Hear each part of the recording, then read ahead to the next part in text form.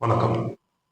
இந்த வீடியோவில் நம்ம இன்டெலிஜென்ஸ், அதாவது நுண்ணறிவு அப்படின்னா என்ன, மனித மனதில் நுண்ணறிவு எப்படி வளர்கிறது, ஏன் வளர்கிறது, இது எல்லாத்தையும் தான் இன்னைக்கு டீட்டெயிலாக பார்க்க போகிறோம். நான் உங்கள் வினோத். வாங்க இன்னைக்கு தலைப்புக்குள்ள போகலாம்.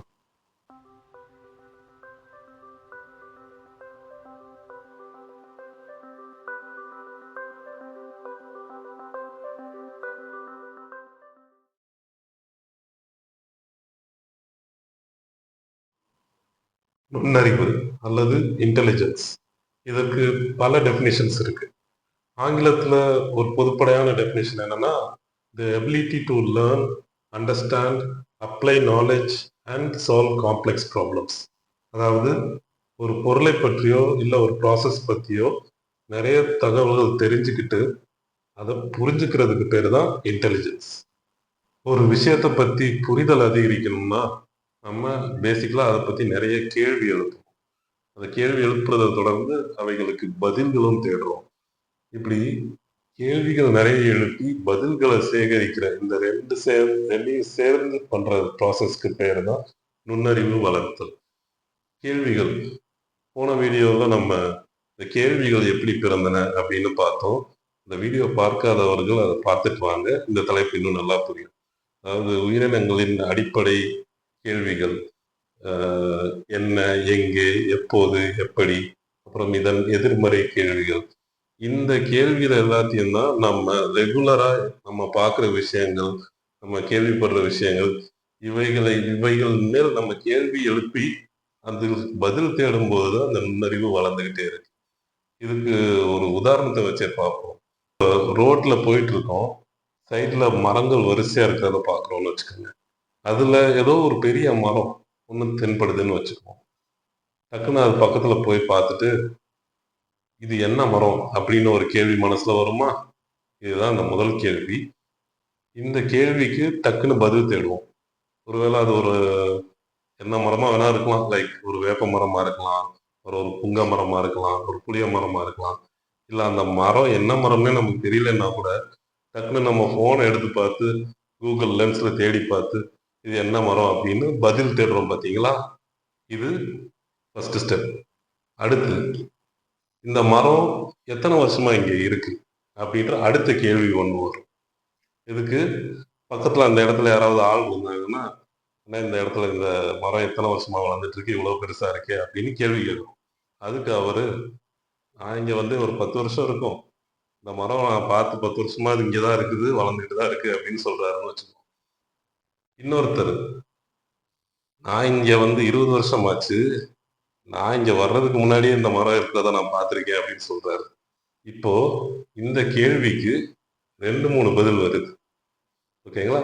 இதையும் வச்சுக்கோங்க. அடுத்த அடுத்த கேள்வி, சரி இவ்வளவு பெருசா வளருது, இந்த மரத்தை யார் பராமரிச்சுட்டு இருக்கா அப்படின்னு ஒரு கேள்வி நம்ம மனசுல வருது. இந்த மரம் யாராவது இப்போ உதாரணத்துக்கு இதை மாநகராட்சி பராமரிக்கலாம், இல்ல அது ஒரு தனியார் இடத்துல இருந்துச்சுன்னா அந்த நிலத்தோட உரிமையாளர் அதை பராமரிக்கலாம், இல்ல யாருமே அந்த மரத்தை கண்டுக்கலைனாலும் அது பாட்டுக்கு அனாமத்தா கூட வளர்ந்துட்டு இருக்கலாம். இப்படி இந்த கேள்விகள் வரிசையா வந்துகிட்டே இருக்கும் நம்ம மனசுல. அதுக்கு பதில்களும் நம்ம தெரிஞ்சுக்கிட்டே இருக்கிறோம். இப்படி பதில் சேகரிக்கிறோம் பார்த்தீங்களா? இந்த ப்ராசஸ்க்கு பேரு தான் அறிதல் அப்படின்னு சொல்றோம். அதாவது நோயிங் ஆர் டு நோ. இப்படி சேகரிக்கிற பதில்கள் எல்லாத்தையும் தான் தகவல்கள் அப்படின்னு சொல்றோம். அதாவது இன்ஃபர்மேஷன். இந்த இன்ஃபர்மேஷனை வச்சு தான் நமக்கு அந்த மரத்தை பத்தின ஒரு ஐடியா நம்ம மனதுல வளரும். அதாவது அந்த மரம் ஒரு வேப்ப மரமா இருக்குன்னு வச்சுக்கோங்களேன். அந்த இன்ஃபர்மேஷனை வச்சு நம்ம என்ன இது பண்ணுவோம்னா, இது இந்த வேப்ப மரம் வந்து ஒரு 10 வருஷத்துல நல்லா பெருசா விசாலமா வளர்ந்துரும். இந்த மரத்தை பராமரிக்கிறதுக்கு அவ்வளவா மெனக்கிட தேவையில்லை. இது நல்லா ரெகுலரா மழை பெஞ்சாலே அதுவா வளர்ந்துரும். இப்படின்னு சொல்லி நிறைய இன்ஃபரன்சஸ், கன்க்ளூஷன்ஸ்க்குலாம் வரோம் பார்த்தீங்களா? இந்த ப்ராசஸ், அதாவது நமக்கு கிடைச்ச தகவல்களை வைத்து அந்த பொருளை பற்றி புரிதலை அதிகரித்துக்கிறோம் பார்த்தீங்களா? இதுக்கு பேரு தான் நுண்ணறிவு வளர்த்தல். இந்த ப்ராசஸ் முழுவதுமே நம்ம மைண்ட்ல தான் நடக்குது. மனம் என்றால் என்ன, அது எப்படி வேலை செய்யுதுன்றதெல்லாம் இன்னொரு வீடியோல டீட்டெயிலா பார்ப்போம். இப்போதைக்கு இந்த நுண்ணறிவை பார்க்கலாம். நம்ம வாழ்க்கையில நம்ம பார்க்கிற, கேள்விப்படுற விஷயங்கள் எல்லாத்தையும் பற்றி நம்ம உணர்வுகள் மூலமா தகவல்கள் சேகரித்து, அதை புரிந்து கொள்வது தான் இந்த நுண்ணறிவு அப்படின்னு சொல்லலாம். இப்போ இந்த நுண்ணறிவுக்கு எதிர்மறை விகுதின்னு ஒண்ணு இருக்கு. அதுதான் நமக்கு தெரிஞ்ச அந்த முட்டாள்தனம். இது எப்படி வருது அப்படின்னு பார்ப்போம். அதாவது முட்டாள்தனத்துக்கு சிம்பிளா டெஃபினிஷன்னா லேக் ஆஃப் அண்டர்ஸ்டாண்டிங் அப்படின்னு சொல்லுவாங்க. அதாவது புரிதல் வராமல் இருப்பது அப்படின்னு சொல்லுவாங்க. இது வர்றதுக்கு அதாவது புரிதல் இல்லாமைக்கு காரணம்ன்றது அதுக்கும் இதே கேள்வி பதில்ல தான் இருக்கு. அதாவது இப்போ ஒரு பொருளை பத்தி அது சம்பந்தமா நம்ம கேள்வி கேட்டு அதுக்கான பதில்கள் எழுப்பும்போது அதாவது கிடைக்கும்போது தான் அதை பத்தின புரிதல் வருது. அதன் மூலமா நுண்ணறிவு வளருது அப்படின்னு சொல்றோம். இதுக்கு பதிலா அந்த பொருளை பத்தி சம்பந்தமே இல்லாம கேள்வி கேட்கிறதோ, இல்ல சம்பந்தமே இல்லாம பதில் சொல்றதோ, இதுக்கு பேரு தான் முட்டாள்தனம் அப்படின்னு சொல்றது. இப்ப அதே வேப்ப மரத்தையே எடுத்துக்கோமே. இப்போ அந்த வேப்ப மரத்த பார்த்து, "இதுல ஏன் மாம்பழம் வளர மாட்டேங்குது?" அப்படின்னு கேட்டா, அதுதான் முட்டாள்தனமான கேள்வி. அந்த முட்டாள்தனமான கேள்விக்கு, "மாம்பழம் எப்படி வரும்? முதல்ல மாங்கா தானே வரும்." அப்படின்னு ஒரு பதில் சொன்னா, அது ஒரு முட்டாள்தனமான பதில். இப்படி ஒரு புரிதல் இல்லாத ஒரு நிலையத்தான் இந்த முட்டாள்தனம் அப்படின்னு சொல்றோம். இந்த முட்டாள்தனம் கூட பரவால்ல. இத விட ஒரு மோசமான ஒரு நிலைமை இருக்கு. அதுக்கு பேரு தான் அடிமுட்டாள்தனம். முட்டாள்தனத்திலயாவது சம்பந்தமில்லாத கேள்வி பதில்னு கேட்க தோணும். அடிமுட்டாள்தனத்துல எந்த கேள்வியுமே கேட்க தோணாது. அதாவது பிளைண்டா ஒரு விஷயத்த நம்புறோம் பார்த்தீங்களா? அது எந்த விஷயமா இருந்தாலும் சரி. அந்த நிலை பேரு தான் அடிமுட்டாள்தனம். இந்த அடிமுட்டாள்தனத்துக்கு நல்ல உதாரணம்னா, இந்த மதவாதம் பேசுறவங்கலாம் அந்த புராணங்கள், கட்டுக்கதைகள்லாம் உண்மைன்னு நம்புவாங்க பார்த்தீங்களா? அதுதான் பெஸ்ட் எக்ஸாம்பிள். அவங்க கிட்ட எல்லாம் நீங்க பேசினாலே தெரியும். நீங்க பேசியிருப்பீங்க. உங்களுக்கே தெரிஞ்சிருக்கும். என்னன்னா, ஏதாவது அவங்க நம்புற அந்த புராணங்கள பத்தி ஏதாவது கேள்வி கேட்டோம்னா, சம்மந்தமே இல்லாம உளறுவாங்க பார்த்தீங்களா? "அனுமார் எப்புட்றா மலைய தூக்குனாரு?" அப்படின்னு கேட்டா, "அதெல்லாம் தூக்குனாரு" அப்படின்னுவாய்ங்க. எப்படின்னுன்றது கேள்விக்கு அவங்களுக்கு பதிலே வராது. இப்படி பிளைண்டா ஒரு விஷயத்த நம்பி, அதுக்கு சம்மந்தமா எந்த அறிவும் வளர்த்துக்காம இருக்கிறதுக்கு பேரு தான் அடிமுட்டாள்தனம். முட்டாள்தனத்துக்கு இன்னொரு நல்ல உதாரணம் சொல்லணும்னா, சோசியல் மீடியால பரவுற வதந்திகள். அத சொல்லலாம். உதாரணத்துக்கு சில வருடங்கள் முன்னாடி ஒரு போஸ்ட் சோசியல் மீடியால சுத்திட்டு இருந்துச்சு. அத நீங்களும் பார்த்திருக்க வாய்ப்பு இருக்கு. என்னன்னா, ஆ நம் வாழ்நாளில் குறைந்தது தூங்கும்போது குறைந்தது 8 சிலந்திகளாவது நம்ம விழுங்குறதுக்கு வாய்ப்பு இருக்கு அப்படின்னு சொல்லி ஒரு போஸ்ட். இது ஆக்சுவலா ஒரு ரிசர்ச் ஸ்டடி. ஒரு ஆர்கனைசேஷன் வந்து சோசியல் மீடியால வதந்திகள் எவ்வளோ வேகமா பரவுது அப்படின்றதுக்காக வேணும்னே பரப்பி விட்ட ஒரு வதந்தி. இந்த போஸ்ட நீங்களே பார்த்திருக்க வாய்ப்பு இருக்கு. அப்படி பார்த்திருக்கும்போது, முழிச்சிருக்கும்போதே நம்மள விட்டு 8 அடி பாஞ்சு போகுதே சிலந்திகள்லாம். இதுல கொறட்ட விட்டு தூங்கும்போது நம்ம வாய்க்குள்ள சிலந்தி எப்படி போகும்?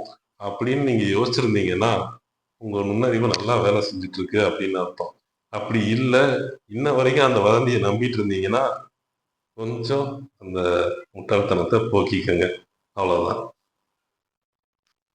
ஆக்சுவலா என்னன்னா, இந்த முட்டாள்தனம், அடிமுட்டாள்தனம், நுண்ணறிவு இது 3மே பார்த்தீங்கன்னா தன்மைகள். இது எல்லாருமே இந்த 3மே எல்லார்கிடமும் இருக்குது. எல்லாருமே ஒரு சில விஷயங்கள்ல நுண்ணறிவு மிகுதியோட இருப்போம். ஒரு சில விஷயங்கள்ல முட்டாள்தனத்தோட இருப்போம். ஒரு சில விஷயத்துல அடிமுட்டாளா இருப்போம். இதுக்கு காரணம் என்னன்னா, நமக்கு இருக்கிற இன்ட்ரெஸ்ட். ஏதாவது ஒரு விஷயத்து மேல நமக்கு இன்ட்ரெஸ்ட் அதிகமா இருந்துச்சுன்னா, நேச்சுரலா அத பத்தி அதிகமா தெரிஞ்சுக்கிட்டு, அத பத்தின அதிகமா புரிதல் வரும். அதே நேரத்துல ஒரு விஷயத்துல இன்ட்ரெஸ்ட்டே இல்லைன்னா, அத பத்தி தெரிஞ்சுக்காமலே இருப்போம். தெரிஞ்சுக்கிறதுக்கு சிரத்தை எடுக்காம இருப்போம். இதனால தான் இந்த நுண்ணறிவு மிகுதியும், முட்டாள்தனம் இந்த வேறுபாடுகள் எல்லாரிடமும் வருது. ஸோ, ஒரு இந்த தன்மைகள்னு வரும்போதே, இத வந்து நம்ம இந்த முட்டாள்தனம், அறிவாளி இப்படின்னு யாரையும் பிராண்ட் பண்ண தேவையில்ல. ஸோ லைக் எப்படின்னா, இன்னார் அறிவாளி, இன்னார் முட்டாள், இன்னார் அடிமுட்டாள் அப்படின்னு பிராண்ட் பண்றது தவறு. எல்லாருக்குமே இந்த 3 தன்மைகளும் இருக்கு. நம்ம எந்த விஷயத்துல நுண்ணறிவு மிகுந்து இருக்கோம், எந்தெந்த விஷயத்துலலாம் முட்டாள்தனத்தோட இருக்கோம், எந்த விஷயத்துலலாம் அடிமுட்டாள்தனத்தோட இருக்கோம் அப்படின்னு தெரிஞ்சுக்கிறதுக்கு பேரு தான் ஞானமடைதல். அதாவது விஸ்டம் ஆர் கெய்னிங் விஸ்டம். அதே நேரத்துல ஒரே ஆளா நம்ம எல்லா விஷயத்தையும் தெரிஞ்சுக்கிறதுக்கு வாய்ப்பே கிடையாது. அதனாலதான் இந்த பிரபஞ்சத்துல பல பேர் வாழ்ந்துட்டு இருக்கோம். ஒவ்வொருத்தரும் கொஞ்சம் கொஞ்சம் தெரிஞ்சுக்கிட்டு மொத்தமா எல்லாத்தையும் தெரிஞ்சுக்கிறது. நுண்ணறிவு எப்படி வளர்கிறது அப்படின்னு பார்த்தோம். இதே மாதிரி முட்டாள்தனமும் அடிமுட்டாள்தனமும் எப்படி வளராம இருக்கிறது அப்படின்னும் பார்ப்போம். இதுவும் சிம்பிள் தான். பேசிக்கலா நம்ம கேள்வி கரெக்டா கேட்டு பதில்கள் சேகரிச்சாலே இந்த 2 தன்மைகள் முட்டாள்தனமும், அடிமுட்டாள்தனமும் நம்மள விட்டு விலகிரும். இதுக்கு நம்ம பண்ண வேண்டியது எந்த விஷயம் யார்கிட்ட பேசினாலும் அத பத்தி அதுக்கு சம்பந்தப்பட்ட கேள்விகள் எழுப்பி அதுக்கு கரெக்டான பதில கேட்டு தெரிஞ்சுக்கிறது. அத நம்ம எதிராளி பேசுறவங்க சம்பந்தமே இல்லாம பதில் சொன்னாலுமே அவர்கள் கிட்ட முட்டாள்தனம் இருக்குன்னு ஒத்துக்கிட்டு நமக்கு தேவையான இன்ஃபர்மேஷனை முடிஞ்ச வரைக்கும் நமக்கு எடுத்துக்கிறது நல்லது. அதே மாதிரி நம்மளும் மற்றவங்க கிட்ட பேசும்போது நம்ம தெளிவா பதில் சொல்றது அவசியம். இப்போ யாராவது ஒருத்தர் கேள்வி கேட்குறாங்க, அதுக்கு சம்பந்தம் இல்லாம நம்ம பதில் சொன்னோம்னா அந்த இடத்துல நம்ம முட்டாளாகிறோம் பார்த்தீங்களா? அதை தவிர்க்கணும். ஸோ என்ன கேள்வி, என்ன பதில், இது ரெண்டுத்துலையும் கவனம் செலுத்திட்டே வந்தோம்னாலே நம்ம நுண்ணறிவு மிகுதியோட முட்டாள்தனம், அடிமுட்டாள்தனம் குறைஞ்சுக்கிட்டே கரெக்டா இருக்க முடியும். வீடியோவோட நிறைவு பகுதிக்கு வந்துட்டோம். இந்த தலைப்பு ரொம்ப பெருசு ஆக்சுவலா. இதை பத்தி என்னுடைய புத்தகமான 5th டைமென்ஷன்ல இன்னும் டீட்டெயிலா எழுதியிருக்கேன். உங்களுக்கு விருப்பம் இருந்தால் என்னுடைய புத்தகத்தை அமேசான் கிண்டலில் டவுன்லோட் பண்ணி படிச்சு பாருங்க. இதை பத்தி இன்னும் நல்லா புரிதல் அதிகரிக்கும். புத்தகத்துடைய கிண்டல் லிங்க் கீழே டிஸ்கிரிப்ஷன்ல கொடுத்துருக்கேன். செக் பண்ணி பாருங்க. நம்ம அடுத்த வீடியோவில் ஆர்டிஃபிஷியல் இன்டெலிஜென்ஸ், அதாவது செயற்கை நுண்ணறிவு, இதை பற்றி நம்ம பார்க்க போகிறோம். செயற்கை நுண்ணறிவுன்னு பயப்பட வேண்டாம். எல்லாருமே ஆக்சுவலாக நீங்கள் இது வரைக்கும் நீங்கள் கேள்விப்பட்டதெல்லாம், செயற்கை நுண்ணறிவு பற்றி கேள்விப்பட்டது எல்லாமே கொஞ்சம் பயமுறுத்துற மாதிரியே இருக்கும். அதாவது நிறைய வேலைவாய்ப்பு இழந்துருவோம், அது மனித இனத்தை அழிக்கிறதுக்கு வாய்ப்பு இருக்குது, அப்படி இப்படின்லாம் கேள்விப்பட்டிருப்பீங்க. அதெல்லாம் எதுவுமே நடக்காது.